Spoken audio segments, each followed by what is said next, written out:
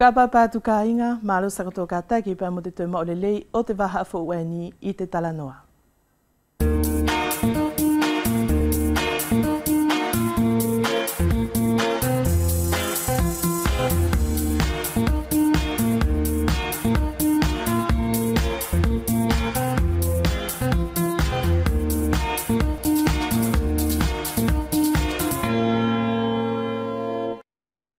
Bonsoir à tous et à toutes.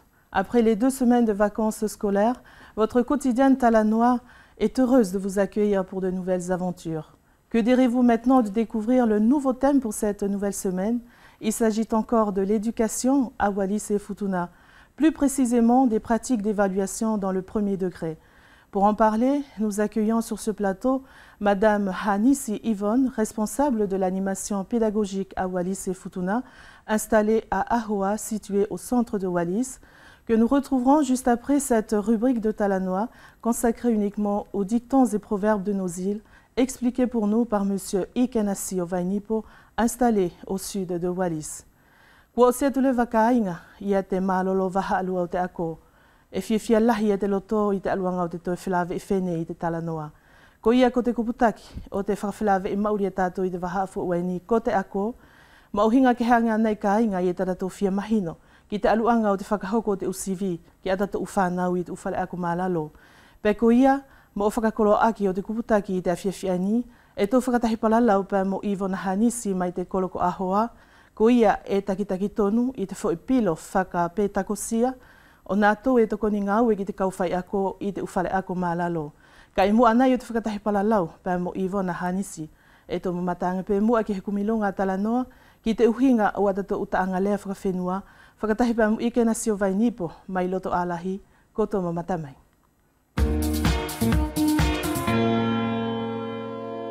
Ka inga malo pesa koto kataki I te ahonei. I te aluanga o te hoko atu o te Talanoa ki a whaahinga taanga lea whakawhenua, e tō whakatahi lewa ki ei pa mo Ikenasio Vainipo e mauria I te kolo aini ko loto alahi.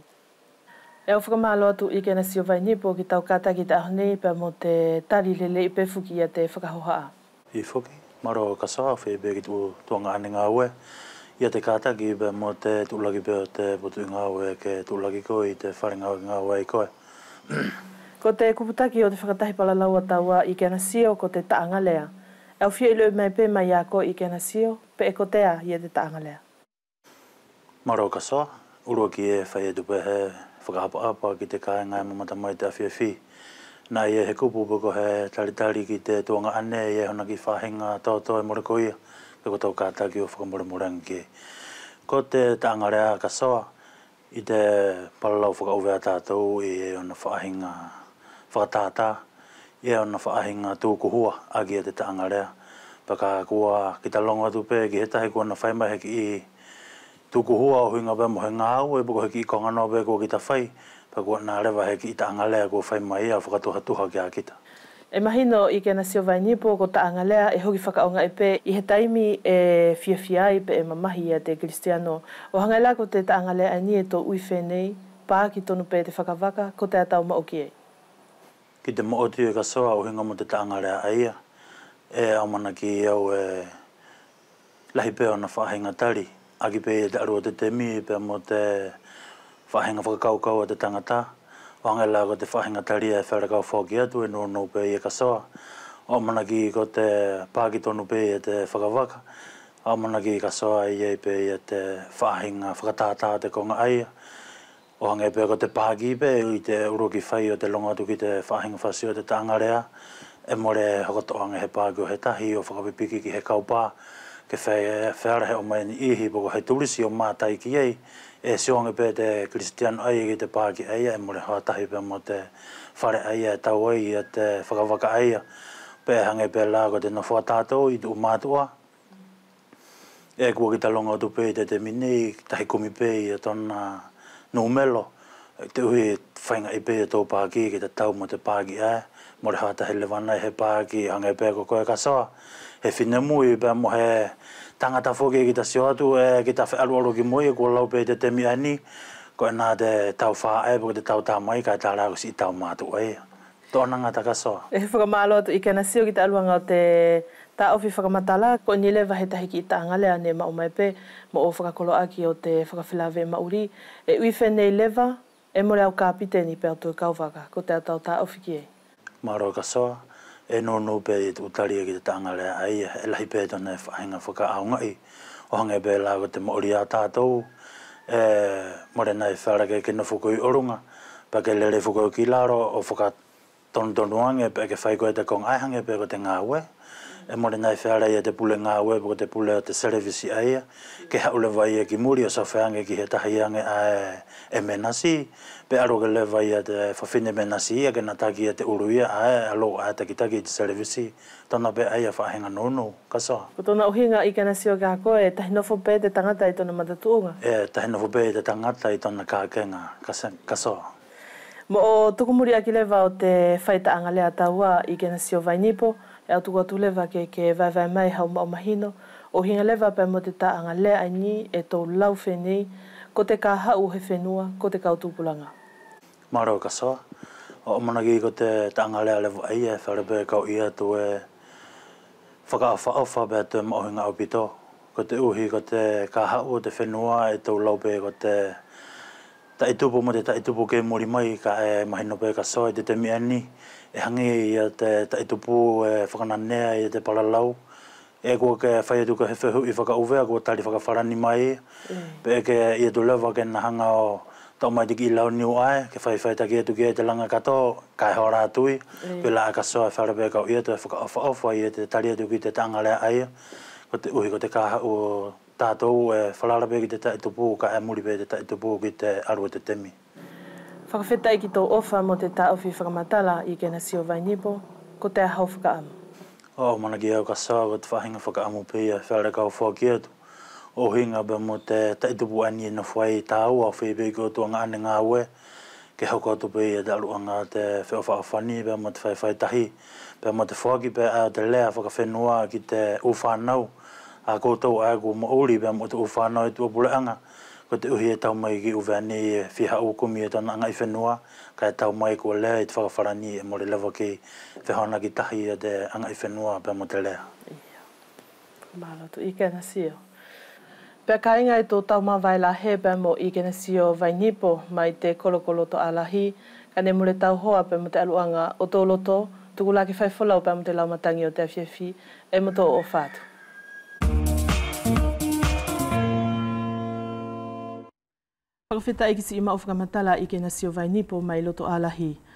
Bonsoir à vous qui venez de nous rejoindre sur ce plateau de Talanoa. Au sommaire pour ce soir, nous parlons éducation à Wallis et Futuna, plus précisément des pratiques d'évaluation dans le premier degré. Pour en parler, nous recevons sur ce plateau Madame Hanisi Yvonne, responsable de l'animation pédagogique à Wallis et Futuna, installée à Ahoua, située au centre de Wallis. Bonsoir Madame Hanisi, on se retrouve dans un court moment. E whakaapa-apa-ipe ki a mamalu whakawhenua o uveani pa Futuna, o whia ki a koto ko te kāinga i mamatamai te awhiawhi, mālo pesa ko tō kātaki. Ko te kuputaki o te Talanoa i te waha afo ueni kāinga, ko te ako, ma uhinga ke hea ngā nei e te tatowhia mahino, ki te whaahinga whakaalu-alu mo whakahoko o te usivi ki a tato uwhanau i te uwhare ako mālalo. Pe ko ia mo o whakakolo aki o te kuputaki i te awhiawhiani, e tō whakatahi palalau pe mo Ivona Hanisi mai te koloko ahoa, ko ia fuki e takitaki ki te whoipilo whakapetakosia, o nā tō e toko ni ngau e ki te kauwhai ako i uveani pe mo Futuna. E au whakaapa-apatu Ivona Hanisi ki se au kātaki, pe mo si ofa mai fuki ki te whakaawhia Talanoa. I fuki, ia mu au taku tari atu kasoa ki si ukonga ke whia ilo ki ai, ka tāwhito ki te kāinga e hanga mai te awhiawhi. E whia momori atu pei toku potu i toku hinga whae, ia he whakatulou pēr mo he whakaapa-apa ki te tau alunga pēr mo te mamaru whakawhenua e tō nofo ai te lākanga nei, mai te potu o te awhio ala velua mao tāmakia, ki te potu o te awhio ala velua taku masiva, o whia ki te kauariki katoa. Uma ai e te u angai atu i angaifo pēr mo kereta ona, pēr mo te kauariki e mauri Futuna. Pea mo nā tau furipe e tonu ke whakaapa-apa i te awhiawhi kasoa, mai te whakapolitike, ki te whakaekonomika, ki te whakasosiale, kai uma aia si kai ngā lotu e hanga mai te awhiawhi, e awatu ia taku whakaapa-apa, pēr mo taku whakatulou, nā iai he konga e tōtō i te aruanga o te awe o te palalau, pēr whakamore mai, e whia pē ia te mauri kaso, e iai te temi e awe ai te upalalau e tuha, pēr iai te temi e whēra ke tōtō i te upalalau, ko ia la e whakatuha atu ia taku whakasilou, whakatomu a ki te kāinga e hanga mai te awhiawhi nei. Ua mahino mai a Ivoni, pēr mo te kuputaki o te whelongo i a tāua. E ke takitaki i te whoipilo nātou e toko ni ngau e ki te kauwhai ako i te uwhare ako mālalo i uveani pēr mo futuna.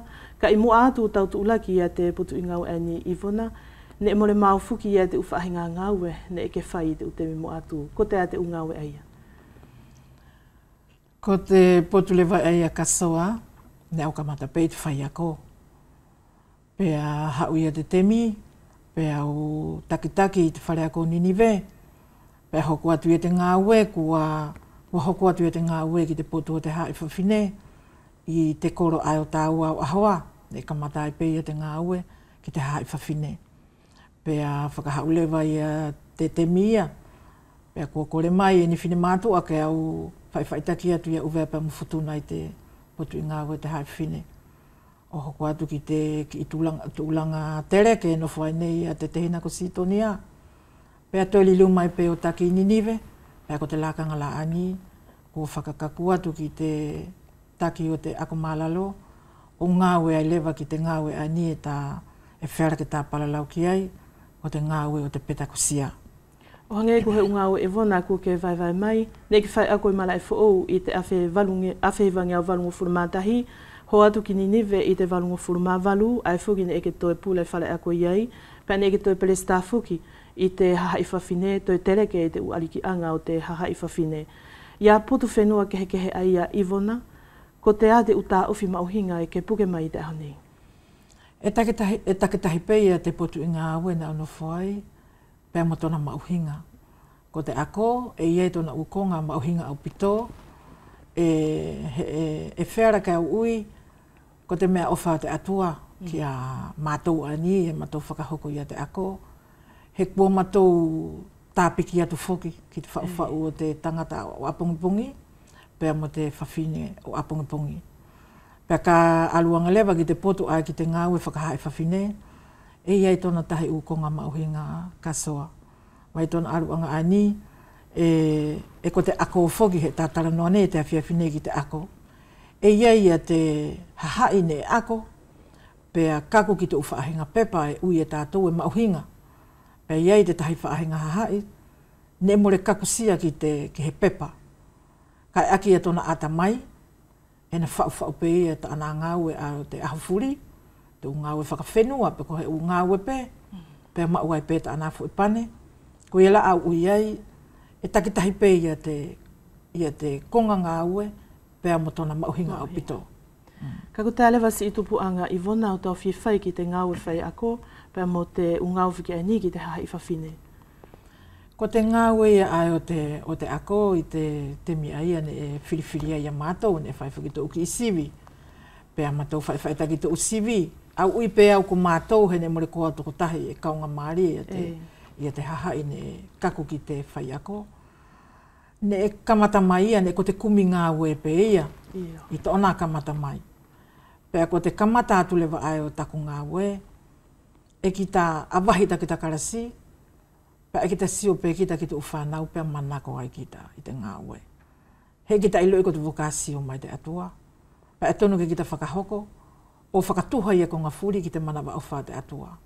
Pēr ko te atamai au mātou te temi aia, ne e langi he e ki tuha a pē mo te temi, i tāku ui. Ka e au ui pē ne e langi ai he konga mauhinga ne matou awe ki te uwhanau, he ko te temi la ani, kua mauhinga ia koutou. I te taiake o koe kasoa mai tu tahe u taiake, e kua mauhinga au pito ia te uwhanau o te temi. He ne e langi matou kau a pē, i tona whau ai o te uwhanau aia. Ki te potu ia te nofo whakahai whawhine, e ko te ukonga i au tā ofi mai ai, ko te mauri whakaekonomika. I te nofo a tātou whakauvea mwhutuna, e more kaunga maari e nātou e ui whuki ko te ngāo whakapārangi. ke mau ia heki te tongi te whakaosi te mahina. Ka ei taku ngā ue te poto te hawhine, ne whakatuha tā whito na au whakamauhinga i te mauri whakaekonomika, he ko te whawhine a ngā ue whare, e whēra pēta ana whau, ia to ona mauri whakaekonomika, i ona nima. Pea ko te ata mai a ia, e ui ne more whau mai te ako, kai au ui ne whau mai te ako, pea tokoni ki a ia te whakawhenua. O te konga tā whito a ia ne au ilo i ne mārohi ki a ia tak whakaukau, ko te langa o te mauri whakaekonomika, o te whawhine nofo i whare. Ka e whēra pētana nofo i whare, ke toi whakatuha ia tana ngā ue ki te mauri whakaekonomika, o maua ia tana fo i pane au te ahufuri. Whakamalo atu, Ivona, i te temi lewa ainiku ke nofo lewa i te takitaki, i te fo i pilo whakapetako sio nā toi to koni ngā ue ki te kauwhai ako i te uwhare ako mālalo, ne whewha i tona kamata anga mai. Ko te potu lewa ai o te petakosia. Ka tarano petakosia, e tau leka fuki te kupu. Pēne e langi tonu ke ia hona kupu i te whakauvea. Ka kua to'o mai pē i te tona kupu whakawharani, o whakaaonga i te whakauvea, mo o whakanūnau pē o te whaahinga mahinu ki te kupu aia. Ko tamatou, ko tona whaahinga whakamahino o te kupu, ko te whao whakakaukau, whao pure aki, ke whoaki ki te kauwhai ako, ke na tauto e whoake ki te uwhanau ako. Ko te kupu to tonu aia o te petakosia. Pea i te nofo a mātou te lākanga ani, pene e whewhea i ta mātou tau ki te konga aia. Pene e whewhea i ta mātou whiriwhiri. E ia te ki i pepa ne e mātou whaiwhaitaki, e hingoa ko te kafem. Ko te kafem e na whakawhainga fua ki te whawhine, whai ako, pea mo te tangata whai ako, ke kaku whaiwhaitaki, ia te ave o te petakosia ki te kauwhai ako. O ue mātou ani ko ngā weai, ia te ki i pepa aia, pea ui mai lewa e lano e nātou ataki, ke mātou olo ake la o whaiwhaitaki ia te ngā ue ki te petakosia o kaku mai ki te temi ani. Au whiakore atu pe moa Ivoni Hanisi ke vai mai ki a mātou, ia te whuipilo e ke takitaki fukikia i te ako whakalotu i te temi ani. Ia. Ko mātou i uveane mo futuna e mātou toko hongo furumālua. Pea i te ngāwe a mātou i uveanei e mātou toko varu. Ko futuna ko te toko whā. Ka i te toko whā aia e ia i lewa ia he tuanga ane ko ngāwe, ko vailua i tona temi, e ngāwe ki te petakosia, pea toi ngāwe lewa ia ki te potu ani o pātere soane fotutata, ko ia taki i te ako mālalo, e vai to nā temi, ua whea i te vai to nā temi. Ko ngāwe ki te potu ani mātou ngāwe ai, pea vai atu ki te potu ae o nātou, ko te kauwhaia, ko mo te whakaaru o konga furi, o e tuha ia pea mo te ako a futuna. I tōna mahino mai ako e Ivoni ko te toko hongo furmalua o nātou i toko ni ngāwe ki te kauwhai ako i uveane pea mo futuna, toko valu i uveane pea toko whai futuna. Ko tea, ana tō u toko ni ngāwe e ina tō whai ki te kauwhai ako? Iyo, ko te ngāwe lewa ai mātou nofo ai, e mātou tahi nofo pei tōna whahai ngāwe, ko au e takitaki ki a nātou, pea e hoa mai a te whawhine ko ana tasia le vai mai futuna ki au.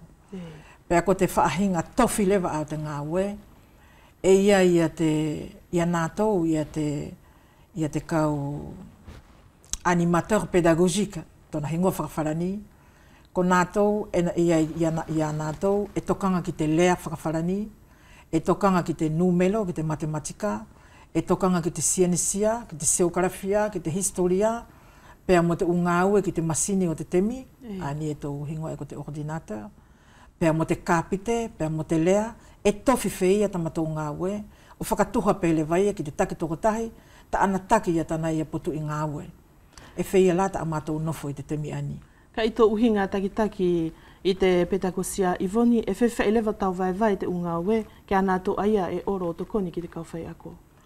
Ko te whahinga vai o te ngāwe, ne kamata mai ia, ne whai mai ia mua ta aku tau atu ki lano. Ko tōna uhinga, ko nātou ne na tō kamata mai ia te pilo whakapetakosia, ne kawai la te whawhine ko Suarese, i hahake, te whawhine ko Fania Toa, te whawhine ko Valeriasione, ko nātou aia, ne na tō hanga o kamata tofi a te ngāwe. O whakalongo pe ia, ki te mau pepa, a te kauwhai ako, ai kua whia uru ki te ngāwe aia. Pea i ta aku uru atu, ne e kua toko fitu, ne ko te uvainga ngāwe ia, ne e kua vai ia te fo toko fitu. Te tau pe ia te vainga ngāwe uvea nei, pea mu futuna, ko tona uhinga e muri mai pe futuna ia, i te uvainga ngāwe, kua vahe atu i uvea nei. I tona mahino ki au Ivoni e tahi aru pe fuki te tangata pe eko te whawhine, toko ni ngāwe animateur pédagogique mo tana vainga ako ai niko ke whakamahino mai. E whewhai tona tō tuulanga lewa i te temi ai whakahoko ai e te usivi ki te uwhanau. Ko te ia mua tako tari atu ki tau whehu i kasoa. Ko te unga au e kehe a matou nofo ai i te temi nei. E whakatuha furi e te atu ngāwe aia ki te petakosia a tonu ke whakahoko ki te kauwhai ako. Pea i te whakahoko o te petakosia, e iei te unga au e mauhinga au pito, e whakahoko lewa e mātou furi. Ko tona uhinga ko te urua ki ngā aue a matou ngā aue ki ai, ko te tokoni mo te whakakaukau o aveia ki te kauwhai ako, ka na tō whake ki te uwhanau. Ko te lua ngā aue, ko te whakataritari e mātou i te uwhanau e hau mai numea, ne ako whai ako, pe atonu ke matou muri, o muri i a te whakauvea, pe mo te potu o te kapite, ka ia i a ta matou uwhanau e tokanga tāwhito ki ai, o hange ko Liza harakilikiri e tokanga tāwhito ki te lea, ko Iana Sanui e tokanga ki te kapite. Ko te u ngāwe aia, ko te u ako aia, e tonu ke hau i a te uwhai ako ai mai Karitonia, pe whakahoko le vai e te tautonga ane aia i a te u ngāwe whakakapite mo whakalea, ki ana aua, pe a sivi le vai e te whakauso te tau, pe hoki whera ke tau ui, kua mau i a te pepa whai ako, o te uwhai ako ane o mai Karitonia. Pe a kaku atu lewa taku paralau ki tau whehui. Ko te tahi ngā aue e matou whakahoko, ko te usivi. Ko te usivi e matou whau, e matou teuteui, i ta matou pila whakapetakosia. Pe a osi, pe a whakahalewa ki a nātou ko te kau whai ako, e tuha mo ana tau karasi te usivi. O hangela ko te tau ani. Ko te tau ani ne e whai a te usivi e hingua e mātou ko te evaluation diagnostika. Ko te usivi aia, e kamata ia e te kamata o te tau. E whaipe ia e te kamata o te tau. Pea i te tau ani, e kamata i te CO2, niveau CO2. E wherape ke whehui, he ko e whai e te CV ki te CO2. E tono ke mahino ki te kāinga, ko te uporokarama ai matou whai take mo whakahoko ki te uwhanau, ko te uporokarama e whau mai wharani i te potu ani o te minisi a tokanga ki te ako. He mahino pe kia tātou, ko te uporokarama o te ako, ko i la a hange tupuai i la kanga whai ngata a lewa i te ngā ue. He e hau pei a te pelesta fo o wharani, pea mo tana kau minisi, mo tana kau te pite, mo te kau senate, pea whakatuutu i a nātou i a te uporokarama. Pea osi atu te temia aia, pea hau he tahi a pelesta, pea na hanga peia, o toi whakatuutu umai haana uporokarama, pea mo haana u ngā ue, e tuha mo te ako, pea au mai le vaia ki futuna nei mo uvea, pea mo te uu motu ala o whanani e whakalongo ki whanani. Ka e au tara noa whaingata a, he ka au mai a te u konga ai a te uporokarama, e tonu whoki ke matou wakai, ke matou mahino ki ai, pea matou hanga lewa whakatuha, ke whehoa naki whoki, pea mo te tamasi uvea, pea mo te whanau futuna, ke iai he whaahinga mahino wawe a te whanau, ki a konga, ki a porokarama, e tonu ke matou whakahoko ki ai. E au whakamalo atu Ivona Hanisi, ka tōtala noa sivi Ivoni, more ko he kuputaki whainga fuafuki. He e lahi o na whaahinga hingo i te nofo a te ako, ke vai whakaloloto mai pe mua ki a mātou i a te u mauhinga o te u sivi ai ai whakahoko, tona tupuanga mo tona ikuanga. E au whia horo muri mai mua ki te historia o te sivi, i uvea nei kasoa. E kamata mai te temi ani o mātou kua whine mātou ai forever, i te lakanga ani. Ne ko te u sivi ne more hingoa ko te evaluation, hai ko te mine ko hingoa le vai ko te evaluation. Ne hingoa i te u temi ai ko te u control. Pea ka whaka osi he tilimesi, pea whai i hai sivi. I te temi ai. Whaka osi he tilimesi, pea whai te sivi. Pea whaka osi te tau, pea whai le vai a te sivi, kia mea furi ne a koi, i te fwoi tau katoa. I te temi nei, whakahauhau a te temi, e ia te hahai e ngā ue i te potu ai o te minister la lahi o wharani ki te ako. E na tau hangale wao sivi, pe na tau whakatuha, pe na tau ui, ko e lai e te whahenga sivi aunga ki te whanau. Ne e whai e tau sivi i tau whakaosi tiri mesi, i tau whakaosi tau. Ka e kua tonu lewa i te lakanga nei, ke whai ni sivi i te u kamata o te tau. He ko e whai e te sivi i te kamata o te tau. Ke mau ai he whahenga sio a te whai ako, he whahenga sio a te whanau. He whaahinga sio a te mātu o mau whanau. Ko te whoi toko toru aia na tō sio i a te sivi a te whanau, e whetoko ni aki lepa. Ko tona uhinga, ka whai a te sivi a te kamata a te tau, e ilo ia i a te whai ako, ko e i a te whanau ai, e ngata he i a tana ilo ki te mea e tonu kena akoi. Ko te whanau ai, kua kakuia ki te konga ai kua tonu kena ilo i. Pea ko te mauhinga, ko te whanau a heki kaku i tana ilo, ki te ako a tonu kena ako i. Ki te ako a tonu kena hanga, kena mau. Ia mua te hoko atu o te ako i tana loto karasi. Ko tana uhinga lai te nofa a mātou i te minei, e mauhinga ki a mātou te whahinga sivi ai. E hingoa e mātou te whakawharani ko te evaluation diagnostic. Ko ta mātou whakahingoa ai a te whahinga sivi ai. Pea ko te sivi aia, kua tau e asirianga i a tamatou tui ki ai, mo te whakaloloto ki ai a tamatou fia whakahoko ki te whanau, he e maua i a te temi o te whai ako, mo te whanau, mo te mātu o mau whanau, ke whetoko ni aki a nātou tokotoru, ki te whakalaka ki mua te ako a te whanau, ke whakaosila te tau, kona mau katoa i a te u konga furine e tonu kena ako i te karasi aia, pea hoko atu lewa ki te karasi a tonu ke haki ki ai, kua iai hana whahinga mau a te whanau.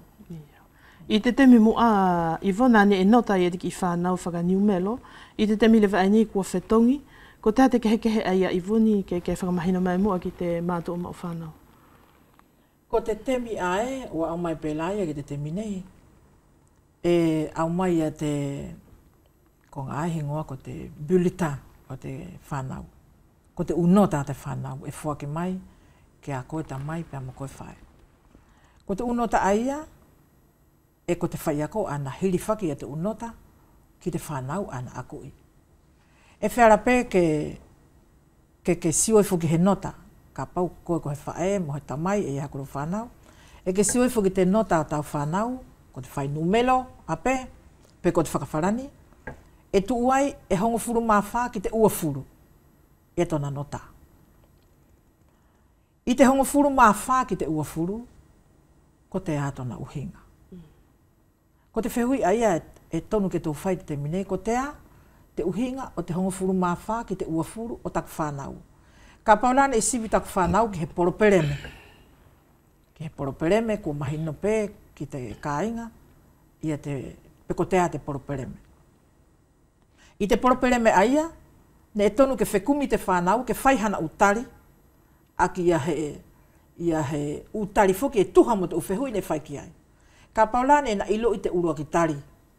Pea na ilo i te lua tari, pea tūtona nota, ne hongo furu maono ki te ua furu. Ko tona ohinga ko te utari ala, ne more na kakusia. Ka i te utari aia ne whai-whaitaki i te whanau, ko te a te utari ane na whai, ane tupuai tau ai hongo furu maono, ane tupuai tau ai hongo furu mawha. E hange more mahino lelei, ia te whahinga nota aia. Pea ka pau e tā aluang lewa ki te usivi ae la ki te maupepa. E iai ihi sivi, ne more mau tau pepa, he ne ko te ki vailua i puani, ne ke i toe, pea mau tau pepa. Ko te a te uhinga o te numelo aia ko tuku mai ki a koe. Pea ko te whaahinga whaka numelo aia o te usivi, kua lolotonga whehui te te minei, pe kei lelei, pe kei aonga, ki te whau o te ako, pea mo te whaahinga whakamahino, ki te whanau, he koia whaka ane sivi, pea whakamahino ki te tamai mo te whae, ke whearahana tokoni mai, ki te whau o te konga aia. Ko tona uhinga kasoa, i te te minei, ko te a te konga ai kua whakamaloto e mātou i te whaahinga sivi aia. Kua uia e mātou, e iai te utaulanga ako, e hingoa i te whakawharani ko te u competence. I te luafe mavalu, ne ia i te tohinga aue. Ne e whakatahi ki ai, ia te taulanga ako, e tonu ke kaku ki ai te whanau, pea ui, kua atamai whiaunga, pea tuku ke aru ki te karase maurunga. I te taulanga ako aia, e ia i tona whaahinga vai lewa, pea sio i e te whaiako, i te taulanga ako aia, pene e kua kaku te whanau, ki te whakaosi anga o te taulanga ako aia, pene e kei vailua, pene e kei kamata, pe ia he fu i konga whiaunga, he konga lahi au pito, e tonu ke whakatuha ki ai te ako, ke mahino lelei i te whanau. Pea ko ia lai te minei kua whakatuha ki ai te matou sivi. O whakamahino lewa ki te mātou o mau whanau, ka paula ko te multiplication, langi vavea i te mahino. Ka paula ko te multiplication. E whainga i lewa e te whaiako, te ako i o te whaahinga, whaitaki o te multiplication, ke mahino ki ai te whanau, ke poto, ke sui whola ki te whau o tana multiplication, kua kaku ki te numero, ane e tonu ke kaku ki ai. Pea i te CV lewa, e whaitaki lewa te CV, pea whakatuu atu i te bulletin de note a tau whanau, ko i te taulanga ako, ane e whakatuha ki ai, ko te multiplication. Ka ko to uki i whaingataa, he e ki mau e te whanau, ka paula, ko te whaingataa o te whanau, e hau mai te table de 2, mai te lua, pe ko te table de 4, pe ko te ahe whaahinga ki whaingataa pe o te multiplication aia, ne e tonu ke whaike ai te sivi, pe a whela lewa ke uia tu ki te whae mo te tamai, ko o te whaingataa ae e tā, kua kaku ki ai te whanau, pe a whela pe, ia te whanau, pe a mo koe, pe a moau ako te whaiako, ke tā whaingai, ke tā morehi a te whaingataa ae, ka kaku la te whanau, ki te whakaosi anga o te taulanga ako. Whakamalo atu, Ivona kusi i temi parapara laufugata ua e noupe. E whela i te temi aini Ivona ke tō talanoa ki he haere kove o te ako, a te ki i whanau uwe a mufutuna, ko te atau manatu ki ei. Ko te potu i aia kasoa, e au marimari pē, he kua ilo i pēia, ko mahino pēia ki te hahai e mato ngā ue, ia ta ako whehangai tu umao ki te kupu aia he ngoa fuki te whakawharani ko te Essex ko lea. Pea ko te palalau e ani au whai atu kaso, ko ta ako pē palalau, ta ako sio ki te historia o te ako, wa o mai ki te mine. I te ako malalo, e whakamuoni a te tohi lao ani a mātou e he ngoa ko te convention, e whakamuoni te awhihiwange au, onongo furu mahiwa. Ko tona ohinga ko te utai ake, mai te onongo furu mahiwa ki te lua whiongo furu mabalu, e ka pau e tō whakasiosua i te mauri a te ahawhuri, i tana tō kua liliu lewa o tangata pe a mwhawhine, e lai te haha e kua nofo mo te poto mauhinga. E kua kaunga maari e nā tō kua mau, ka pau e tākamata mai te pepa malalo, a ko te brevet, pe alo ki te CAP, pe alo ki te baccalauréat, pe alo ki te licence, pe ko te master, pe a mo te upepa e maurungake. Ka pau e sibi wheia, ke whera ki ta ui, ko te ako e malalo au pito i futuna, pea mo uvea, pea ui atu kailo. Ko te ako e haere kimu. Pea lua, ko te lea whakawharani fuki kasoa, more ko hau lea, more ko haku lea. Ko te lea ne au mai, e nā tau taki tātou te minei.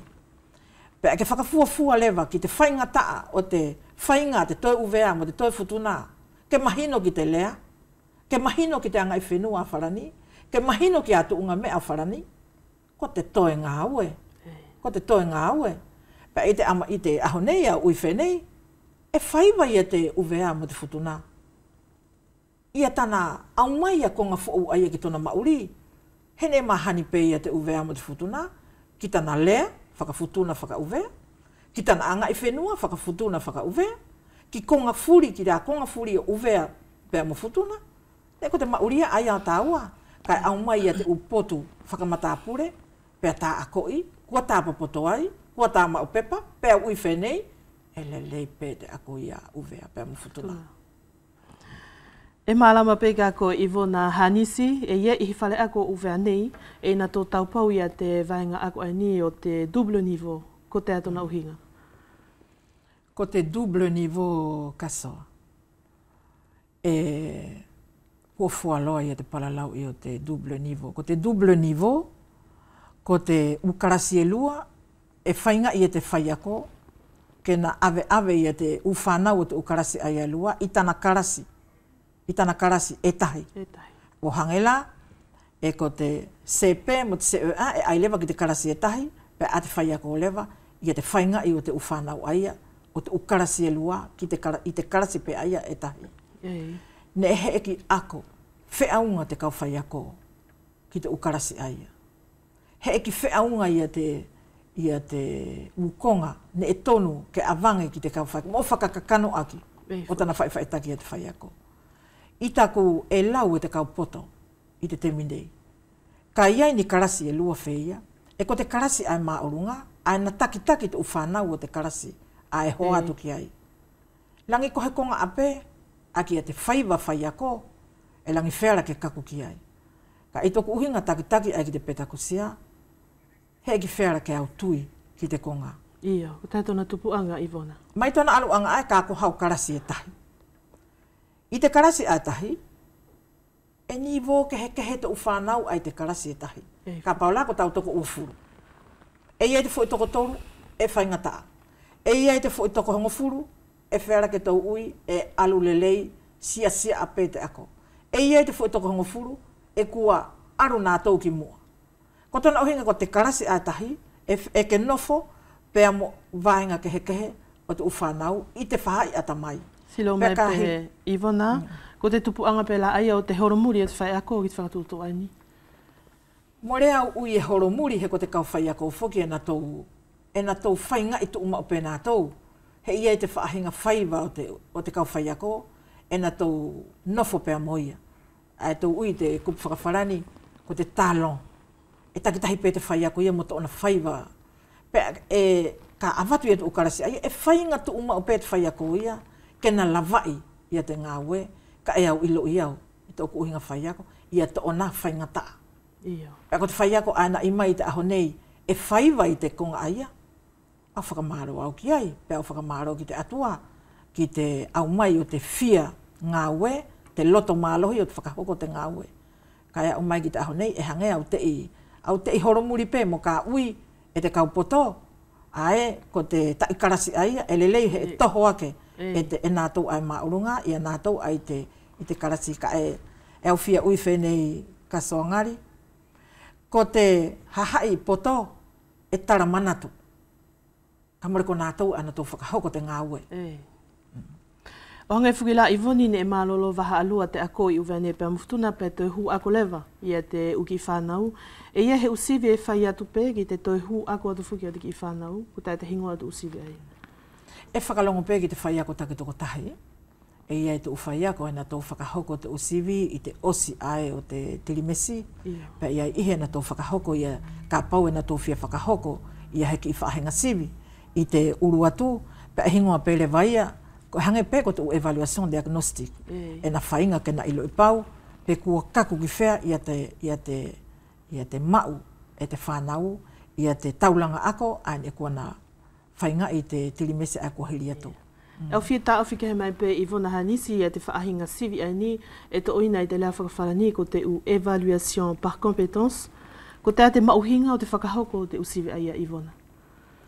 Ai pēne e kua au whakamatara tuana nai kasoa, ko te sivi ai o te u compétence, ko te compétence i tona whakauvea, ko te taulanga ako.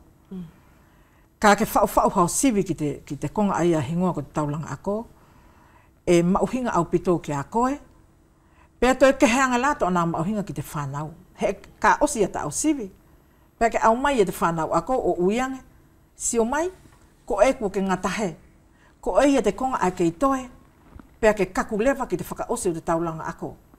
Pēr e whia pē ma te mātua, ma o whanau. E ke whakamahino i tō uhinga whai ako, ko e kua kaku ki he te whanau.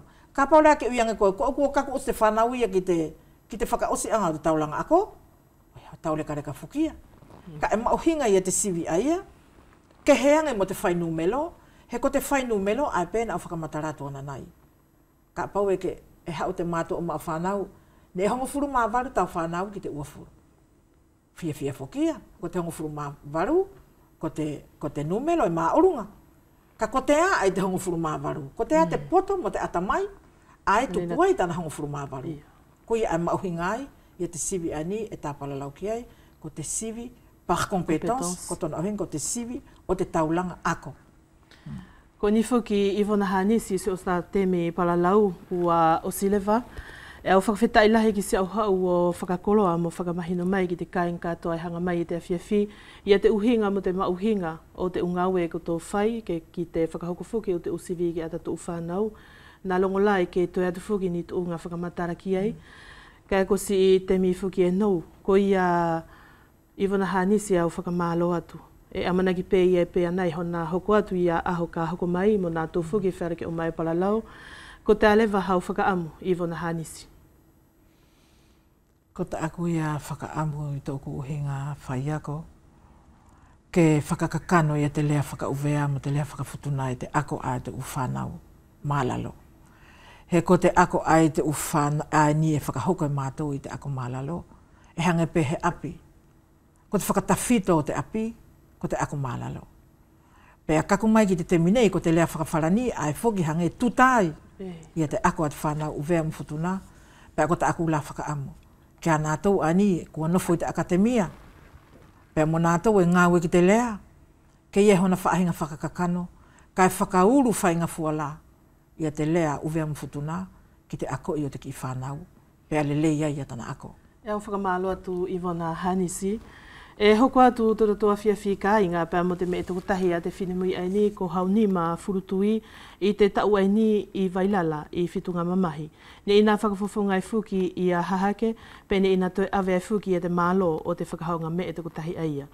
La suite de nos programmes avec le concours de danse traditionnelle du 13 juillet de cette année 2018 à Vailala, à la place Whitunga Mamahi, où mademoiselle Furutui Haunima a représenté son district Hahake et obtenu donc le premier prix de ce concours.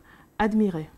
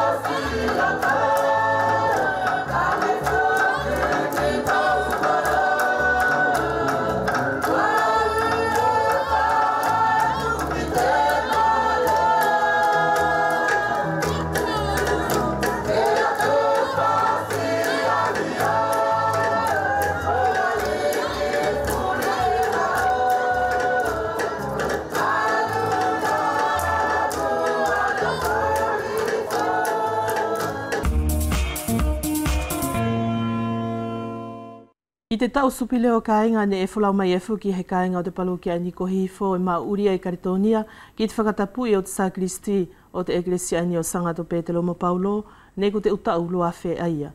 Talanoa vous propose maintenant sa chronique Manatoui qui vous emmène au nord de Wallis pour y assister à la célébration du baptême de la sacristie de l'église de Saint-Pierre-et-Paul, lieu sacré où l'on se prépare aux cérémonies et qui participe donc à la sainteté de l'église. En voici un extrait.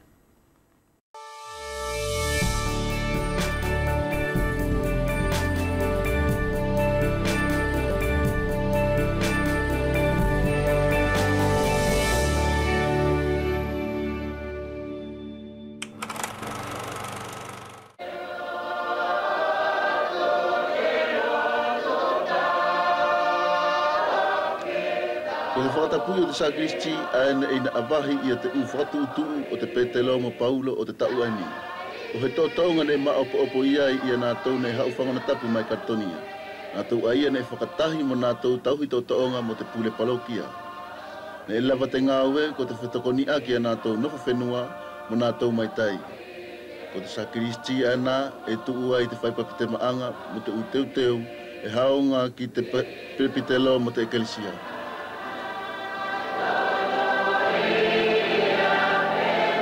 Ola fitu kua tau mai te epikopo o kaunga misa whakatahi mo te parokia. Ko ia kua liliua te tōtonga ko he whakawiki-wiki o nātou mautu ulanga mo nātou furi ne mau tōtonga. Ko te meditasi o te aho, ko te toe whaiwhaitahi te mauri anga tonu o Petelomo Paulo i tana ngau e whakapostolo a e whakawhalalaki ai te ngau e whakaekelesia. Nea muri mai i te whalau o Hifo, ko te whia mao karasia pe. Pako e potu mahoinga, tawhito ko te matapuna ani o te parokia o mātou eihini. Pako i ae e mahoinga ki au i te alonga o te potu ani au whaingai kau hau. E hanga pehe katonga. Ke au liliu mo he wahenga o te potu o Sangato Petelomo Paulo. O tu whakiangi ki te ufamili, peko te kāinga furi i numea. Ne more ko he whangona turisi, ko he whangona whia maumea. Ko he toi kumi koloa, whakamlau maari. Ko he toi whia kumi wahenga i te tau o te supileo. Ko Hifo ko he palokia e lau tono kaunga maari e ki te toko lua a whetolunga o tupu. Ko hona kolo e nima ki te kolo fo o ko te fuone. Mata ali ki te Petelomo Paulo o te tau supileo ko te whangona tapu mai Karitonia. Aho te whakawhetai, aho te whakawhelawei, whaunga maari e, tahitahinga o te whakawhelawei ki tana awhio ala velua.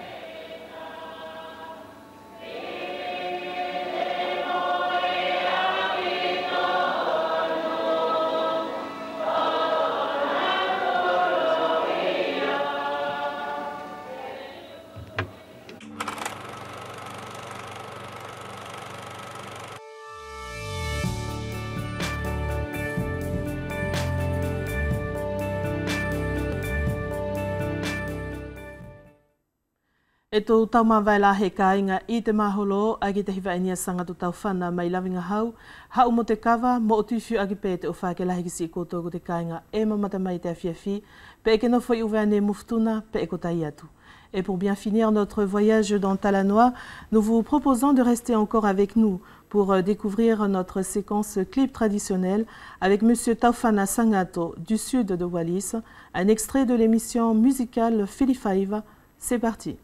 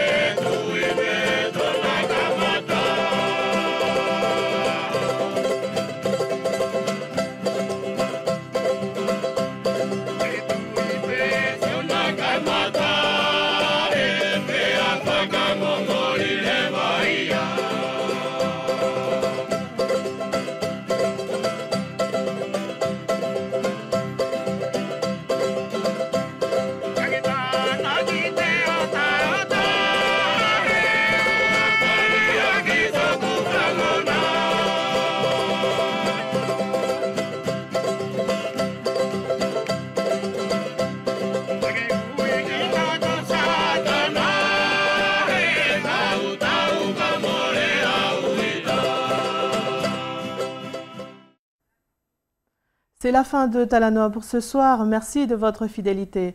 Vous pouvez voir et revoir notre émission sur le site de Wallis et Futuna la première, sur sa page Facebook et sur notre chaîne YouTube.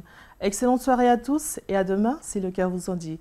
Kuosia tule vakai nga ia te Talanoa ki ta fia ni whakamalo atu ki te aluanga takatofia mamatamai i te uvipe i te mamao. Wharape takoto mau i te emisio i te laini o te neti, i te Wallis e Futuna la première, i te Facebook pa mo te YouTube. Ke manu i te fia ka koutou tatau, e hoki tō te whakatawhene pe la ki a pongpongi, e moto o whātu.